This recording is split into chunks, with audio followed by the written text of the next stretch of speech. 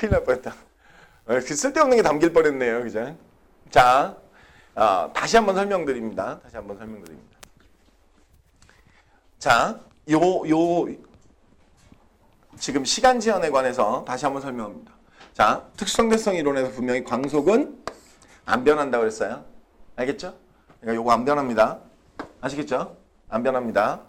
그 다음에 동시성의 상대성 다르게 보일 수도 있어요. 알겠죠? 그래서 뭐라고요? 동시성의 상대성. 자, 영희가 봤을 때 이 실험에서 좌우로 빛이 나가는 거, 그죠? 철수는 동시에 도달하는 것처럼 보이지만 영희는 밖에서 볼 때 뭐라고요? A는 광원 쪽으로 다가가고 B는 광원에서 멀어지니까 A에 먼저 닿는 것처럼 보인다. 와 똑같이 이런 겁니다. 우주선, 빠르게 움직이는 우주선 안에서 광원에서 빛이 번쩍해가지고 위에 올라갔다 내려오는 걸 측정을 할 때 그때 시간은 어떻게 측정한다고요? 그때 시간은 그렇죠. 속력분의 거리에서 C분의 EL 이렇게 측정이 될 거란 말이지. 됐어요? 하지만 이걸 밖에서 보고 있는 영희, 그죠? 밖에서 보고 있는 영희 입장에서 볼 때는 요 파란색 경로로 보일 거란 말이야. 알겠죠? 빛이 이렇게 올라갔다 내려와요. 그러니까 요 L 다시 빛변의 길이와 높이 L은 다르죠. 그러니까 바깥에서 이 똑같은 사건을 측정을 하면 시간이 어떻게 될 거냐면 C분의 2L 다시 이렇게 될 거라. 그러면 L과 L 다시 중에 분명히 누가 길어요? L 다시가 길죠. 그러면 시간이 어떻게 해요? T0와 T 중에 누가 크다고요? T가 크게 나오겠죠. 그 얼마만큼 크냐? T0보다 어떻게? 감마만큼 크다 이거지. 이해하셨나요? 그 감마는 뭔데요? 이제 나중에 배우실 거예요. 감마는 루트 1 마이너스 C분의 V의 제곱분의 1 이렇게 됐어요? 이런 값입니다. 계산 문제는 나중에 시험 대비할 때 좀 더 넓게 배우실 때 할 거고요. 지금은 이거에 관심 갖지 마시고 어떤 거에 관심 가질 거냐면 그러니까 철수 입장에서 보면 영희의 시계는 어떻게 간 거예요? 느리게 간 거예요. 아시겠죠? 되셨나요?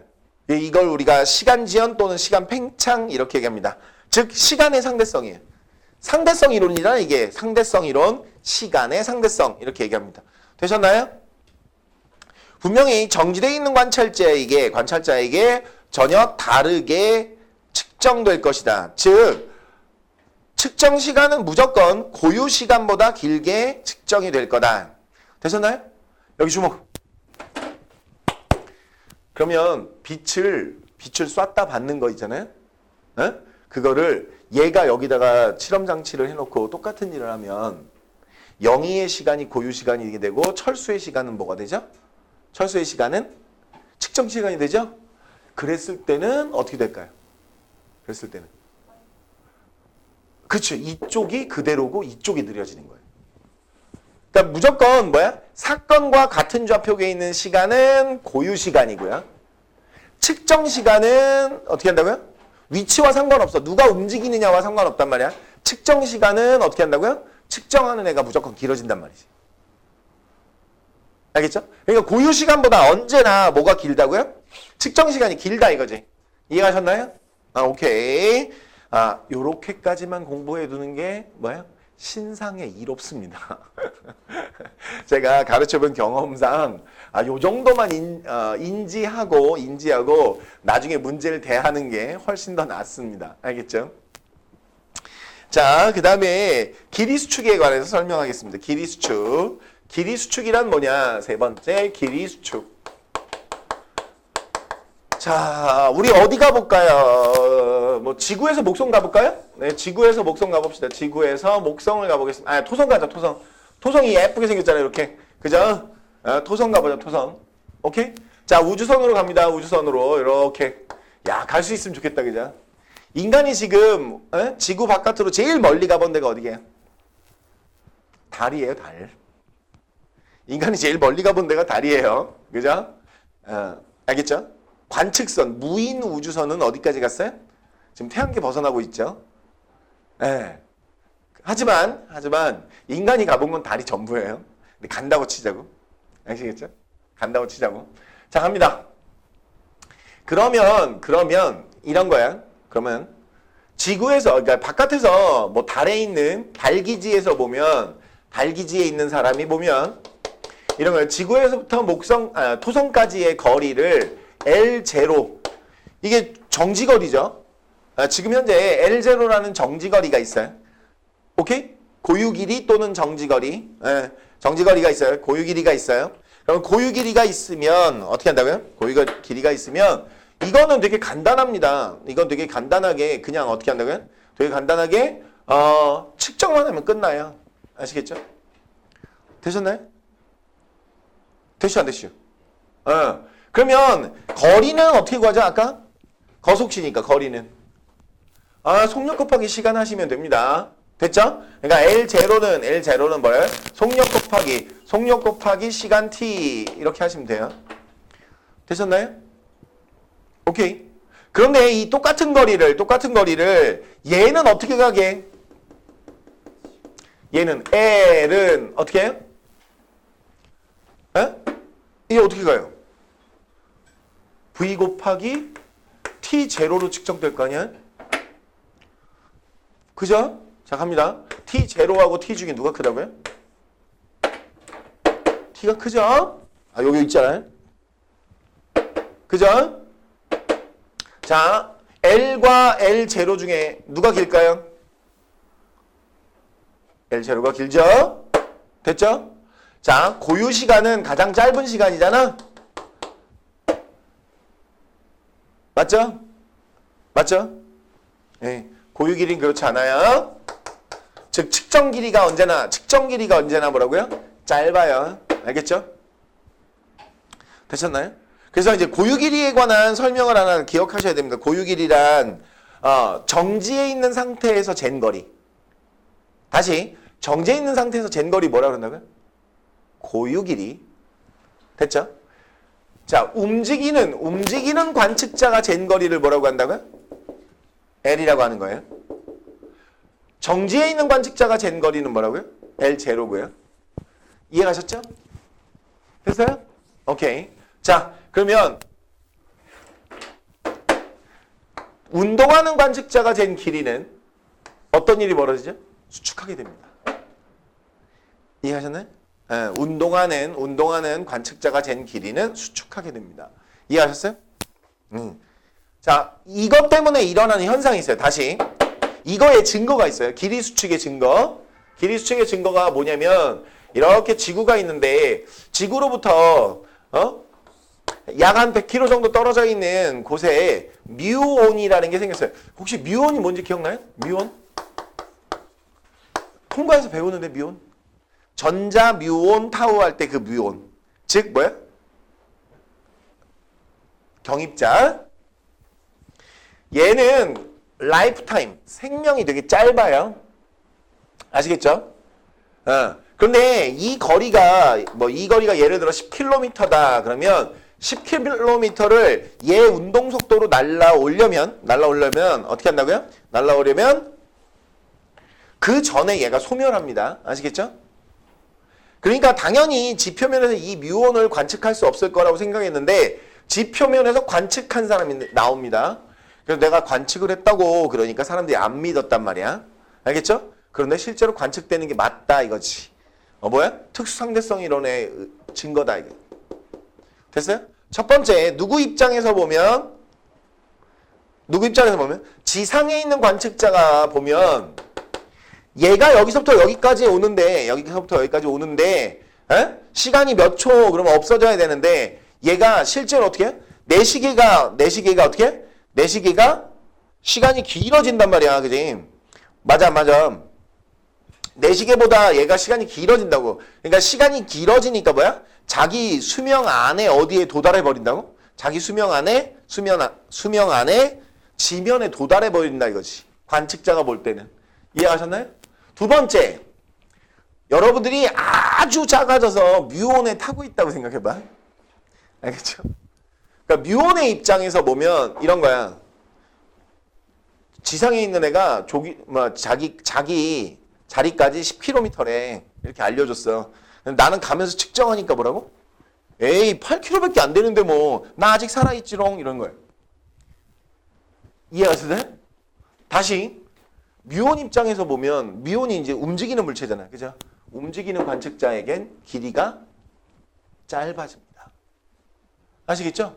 그러니까 저기까지 지상에서 알려줄 때 뭐라고 그러냐면 10km라고 알려줬어. 내가 가면서 빠르게 가면서 보니까 뭐라고? 에이 8km인데 뭐. 나 아직 살아있지롱 뭐 이런 거예요. 그래서 뮤온이 지면에서 검출될 수 있습니다. 알겠나요? 이해가셨어요? 이게 뭐의 증거라고요? 길이 수축의 증거예요. 누구 입장에서 길이 수축이라고요? 그렇죠. 뮤온 입장. 운동하는 놈 입장에서는 뭐라고요? 길이 수축이다 이거지. 관측자 입장에선 뭐라고? 관측자 입장에선 얘 원래 라이프 타임이 뭐 8초야. 그럼 8초 동안 살아있을 건데 어떻게 되는 거야? 8초 동안 살아있을 건데 어머 웬일이야 얘가. 지표원에 도달했네. 알겠죠? 되셨나요? 네. 난리 났다. 이 반응 어떡하지? 자, 네 번째. 자, 질량 증가 현상이 일어납니다.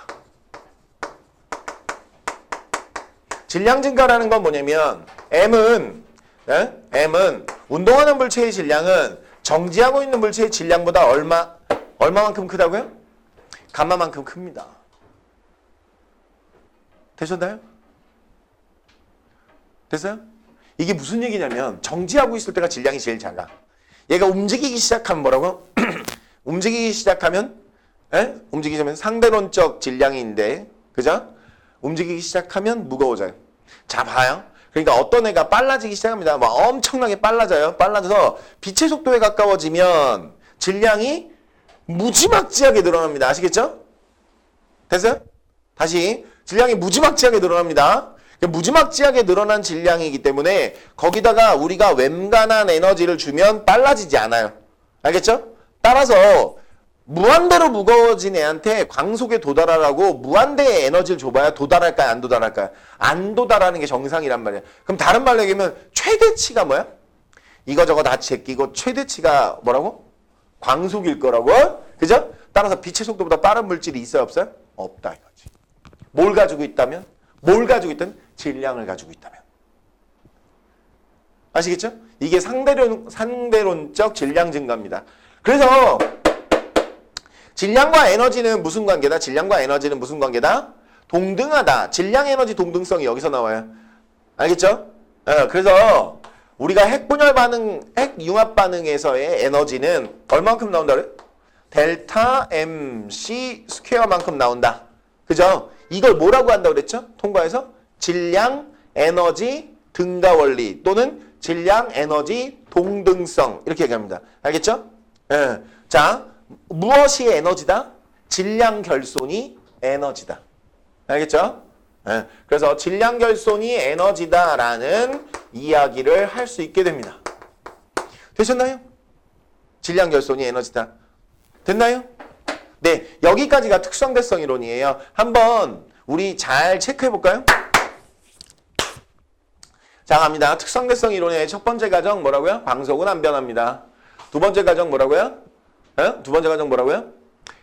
상대성 원리. 좌표계가 다르면 다르게 보입니다.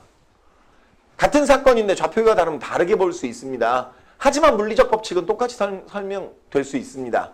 아시겠죠? 자, 동시성의 상대성. 동시에 일어났다고 믿는 사건이, 즉 내가 지금 관측한 사건이 그게 지금 내 관측과 시간이 다를 수 있습니다. 가장 대표적인 예가 뭐라 그랬어요? 30억 광년 떨어진 별이 터진 걸 오늘 봤단 말이야? 그럼 오늘 터진 거야? 아니다 이거지. 30억 년 전에 터졌다 이거지. 이해 가셨나요? 됐어요? 오케이. 자, 두 번째. 시간지연. 시간지연이라는 건 뭐냐면 이런 거야. 사건과 같은 곳에서 시계를 보면 그걸 고유시간이라고 한다 했어요. 사건과 같은 시간은 좌표계가 다른 애가 봤을 때 어떻게 해요? 짧은 거고, 따라서 사건과 같은 곳에서 볼 때 정지해 있는 관측자는 시간이 지연되는 것처럼 보인다. 아시겠죠? 됐어요? 아, 얘가 스탑워치 잘못 누른 거 아니에요? 이러시면 안 돼요. 알겠죠? 시간이 지연되는 것처럼 보인다. 됐어요? 오케이. 그러면 고유시간이라는 것보다 고유시간이라는 거의 정의를 잘 기억해 두셔야 돼요. 고유시간이라는 건 뭐라고요? 사건과 같은 좌표계의 시간. 됐죠? 됐어요? 오케이. 자, 두 번째. 자, 길이 수축. 고유 길이는 측정 길이보다 길다. 다른 말로 얘기하면 운동하는 물체가 측정하잖아요. 그 길이가 수축된다. 되셨나요? 그 길이가 수축돼요. 이해하셨어요? 이때 고유 길이는 어떤 길이를 고유 길이라고 한다? 예, 정지한 물체에서 그냥 잰 거.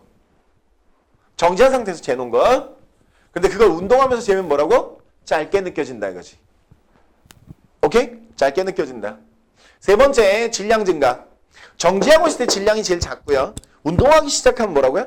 운동하기 시작하면 질량이 증가한다. 무거워진다. 됐어요? 됐어요? 그래서 뭐에 도달할 수 없다고요? 뭐보다 빠를 수 없다고요? 빛의 속도보다 빠를 수 없다고요. 이해하셨죠? 마지막 결과. 그러니까 질량과 에너지는 뭐라고요? 동등하다라는 얘기를 할 수 있다. 질량, 에너지 동등성. 질량의 결손이 뭐라고요? 질량의 결손이 에너지다. 되셨나요? Are you clear? 요 정도까지만 공부하시는 게 좋습니다. 제가 볼 때는. 이해했죠? 오케이. 자, 그 다음에 조금 더 나옵니다. 핵분열과 핵융합에 관한 설명이 나옵니다. 우리 통과 때 되게 열심히 했죠. 핵분열은 뭐고 핵융합은 뭘까요? 아주 쉽게 설명해봐요. 핵분열은 뭐죠? 핵분열은 작은 애가 핵분열은 큰 애가 작은 애가 되는 거예요. 쪼개지는 거. 그렇죠? 핵융합은 뭐예요? 작은 원자핵이 어떻게 큰 원자핵 되는 거였죠. 됐어요? 그래서 핵융합과 핵분열을 알고 계신다면 그때 자, 우라늄의 핵분열 보겠습니다. 자, 핵분열 반응 시 어떤 일이 벌어지는 거냐? 원자번호 92번 우라늄 235가 있는데요. 여기 중성자 원자번호 0번 질량수 1짜리 중성자가 부딪히면 얘가 뭐가 될 거냐면 원자번호 56번 질량수 141짜리 바륨 그 다음에 원자번호 36번 그 다음에 질량수 92짜리 크립톤 그리고 그때 3개의 원자번호 0번 질량수 1짜리 중성자가 나오면서 에너지가 나옵니다. 되셨나요? 됐어요? 여기서 꼭 방금 전에 배운 거 꼭 수반되는 게 뭐죠? 이렇게 에너지가 나오려면 꼭 뭐가 있어야 돼요? 질량 결손이 있어야 돼. 그러니까 얘네들의 질량과 얘네들의 질량 중에 누가 크다고요? 에? 질량만 비교하면 왼쪽이 크다. 반응전이 무조건 크다 이거지. 아시겠죠? 반응전이 무조건 크다. 그런데 전하량과 질량수는 보존됩니다. 다시 뭐라고요? 전하량과 질량수는 보존됩니다. 전하량 보존 법칙, 질량수 보존 법칙 기억나요? 전하량 보존 법칙이 뭐예요? 아래 숫자를 더한 거. 아래 숫자를 더한 값은 뭐라고요? 양쪽이 같습니다. 알겠죠? 전하량 보존. 그 다음이 문제거든. 그 다음. 질량은 안 변해. 질량은 안 보존돼요. 그래서 질량수는 안 변합니다. 질량수 보존. 질량수 보존. 이해하셨나요? 네. 질량수는 보존됩니다. 되셨나요? 질량수 보존. 질량과 질량수가 다른 거라는 걸 모르면 안 되죠. 그죠? 질량수라는 건 어떻게 해요? 질량수라는 건 뭐예요? 질량수라는 건 양성자수하고 중성자수의 합일 뿐이고요. 전자를 빼놓은 거니까 질량과 다릅니다. 아시겠죠? 이해하셨나요? 네. 자, 질량수와 질량은 다른 겁니다. 그러니까 질량은 뭐예요? 질량은 결손, 감소되고요. 질량수는 보존됩니다. 아시겠죠? 질량수는 보존됩니다. 이렇게 기억하시면 됩니다. 이해하셨나요? 이때 요 에너지 얼마만큼 나온다 그랬죠? 요 에너지 얼마만큼 나와요? 델타 MC 스퀘어만큼 나옵니다. 되셨나요? 그래서 질량이 줄어든 만큼 에너지가 나오게 돼 있습니다. 이 원리 이름이 뭐라고요?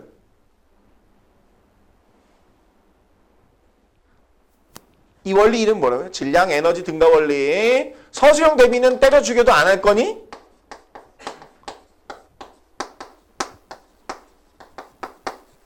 서수형 대비는 때려 죽여도 안 할 거야? 질량 에너지 등가 원리라고 합니다. 아시겠죠? 질량 에너지 등가 원리.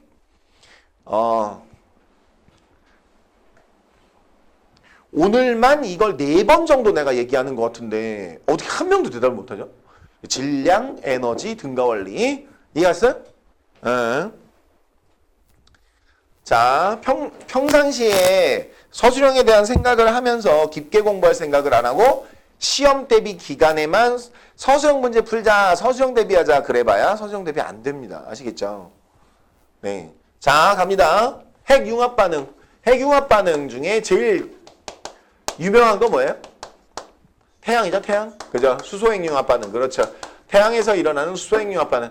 4개의 원자번호 1번 질량수 1짜리 수소가 뭐가 된다고요? 원자번호 2번 헬륨 질량수 4짜리가 된다. 그때 에너지가 나올 겁니다. 뭐 이런 얘기지. 됐죠? 역시 마찬가지로 4개의 수소와 1개의 헬륨 중에 누가 질량이 크죠? 수소가 큽니다. 누가 전하량이 커요? 전하량 같습니다. 누가 질량수가 크죠? 질량수 같습니다. 아시겠죠? 되셨나요? 되게 쉬운 얘기하고 있는 거예요. 그렇게 되게 어렵다라는 식으로 받아들이면 안 됩니다. 아시겠죠? 되게 쉬운 얘기를 하고 있는 겁니다. 그렇죠? 자, 그러면 지상에서의 핵융합로. 핵융합로에서는 어떻게 하려고 합니까? 야, 이게 되면 그 순간부터 에너지 따위는 뭐라고요? 안 절약해도 되는 애가 될지도 몰라요. 아시겠죠? 자, 어떻게 한다? 중수소와 뭐를 가지고 삼중수소를 꽝 하고 부딪히게 한 다음에 뭐가 나오도록 해요? 뭐가 나오도록 해요? 헬륨이 나오도록 하려고 한다. 헬륨이 만들어질 수 있도록 하려고 한다. 아시겠죠? 그래서 원자번호 1번 질량수 2짜리 수소와 중수소와 그 다음에 원자번호 1번 질량수 3짜리 뭘 가지고? 삼중수소를 가지고 중수소와 삼중수소를 가지고 뭘 하려고 한다고요? 삼중수소를 가지고 원자번호 2번 헬륨 질량수 4짜리를 만들려고 한다. 그죠? 자, 갑니다. 그러면 놀로 빠져나가는 거 뭐게? 첫 번째 질문입니다. 뭐 빠져나가요? 자, 중성자가 하나, 둘, 세 개입니다. 알겠죠? 선생님, 왜 이게 중성자인데요? 얘 보면 알죠?